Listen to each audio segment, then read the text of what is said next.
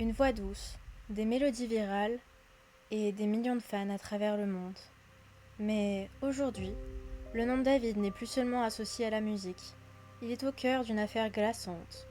Une adolescente de 14 ans, une relation présumée et un corps retrouvé dans une voiture. Comment cette star montante d'Internet se retrouve accusée d'un crime aussi grave? Bienvenue dans cette nouvelle enquête. Tout commence avec la disparition d'une adolescente de 14 ans, Céleste Rivas Hernandez. Une jeune fille tout à fait banale, qui aimait écouter de la musique dans sa chambre, scroller sur son téléphone. Bref, des choses normales pour une adolescente de son âge. Mais ce n'était pas la première fois que Céleste disparaissait. Selon les informations disponibles, elle aurait fugué à plusieurs reprises au cours de sa dernière année. La dernière fois que sa famille aurait eu de ses nouvelles remonterait à mai 2024. Après ça, plus rien. Enfin, presque. Car même après sa disparition, certaines images de vidéosurveillance ainsi que des traces numériques laisseraient penser qu'elle était encore en vie. En septembre 2024, puis encore en janvier 2025. Et pendant tout ce temps-là, personne ne savait vraiment ce qui lui était arrivé. Jusqu'à ce que tout bascule. Le 8 septembre 2025, à Los Angeles, un employé d'une fourrière contacte la police à cause d'une odeur insupportable provenant d'une Tesla mise en fourrière quelques jours plus tôt. Lorsque les agents ouvrent le coffre, c'est une scène de cauchemar qui leur fait face. À l'intérieur se trouve un sac noir contenant le corps d'une jeune fille en état de décomposition avancée, partiellement démembrée.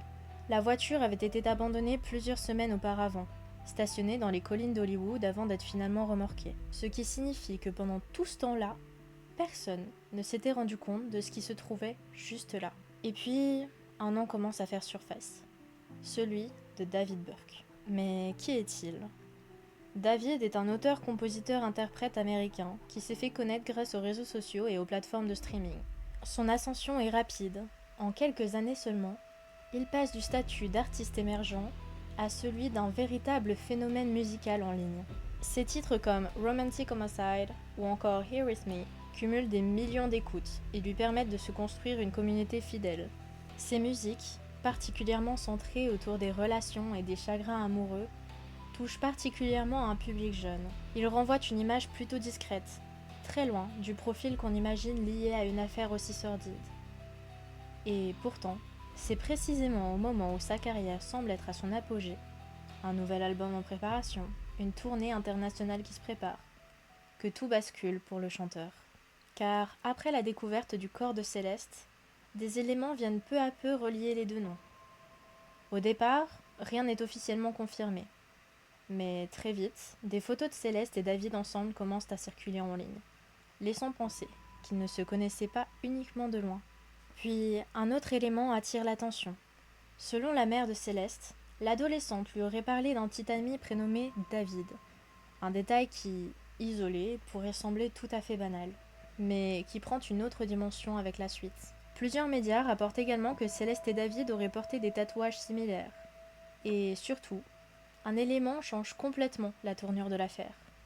Vous vous souvenez de la Tesla dans laquelle le corps de Céleste a été retrouvé ? Eh bien, elle était enregistrée au nom de David. À partir de là, les spéculations explosent. Certaines captures d'écran circulant en ligne suggèrent qu'elle aurait pu interagir sur un serveur Discord lié à l'artiste plusieurs années auparavant, même si ces éléments restent difficiles à vérifier de manière indépendante. D'autres sources évoquent aussi la possibilité qu'elle ait séjourné dans une propriété liée à David juste avant sa disparition.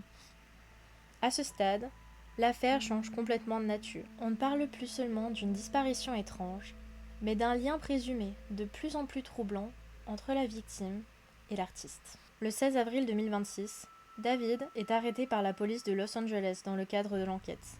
Une arrestation qui choque immédiatement le public. Peu après, les procureurs annoncent plusieurs chefs d'accusation.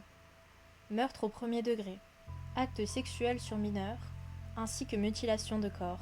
Selon les autorités, une relation aurait existé entre David et Céleste avant sa disparition, et plusieurs éléments numériques viendraient appuyer cette hypothèse.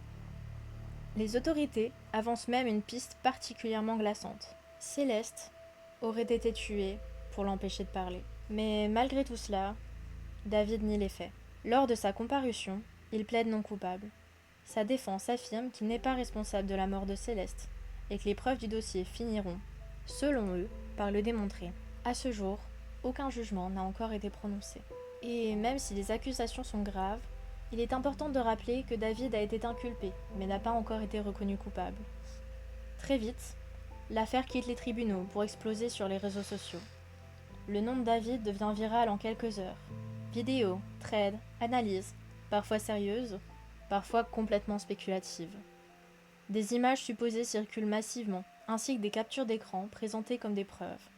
Mais dans ce flot d'informations, tout n'est pas fiable. Plusieurs contenus ont déjà été identifiés comme faux ou manipulés, ce qui rend la frontière entre faits et interprétation de plus en plus floue. Et c'est là que cette affaire dépasse le simple fait divers. Parce qu'aujourd'hui, une information peut faire le tour du monde en quelques minutes sans n'être jamais vérifiée. Ce qui rend essentiel de prendre du recul, de distinguer les faits confirmés des interprétations et de se rappeler que cette affaire est toujours en cours d'enquête. Merci d'avoir suivi cette enquête avec moi, j'espère que ça vous a plu. Si c'est le cas, n'oubliez pas de liker, commenter et vous abonner pour d'autres histoires fascinantes. A bientôt, je l'espère, dans une prochaine vidéo. Bye bye!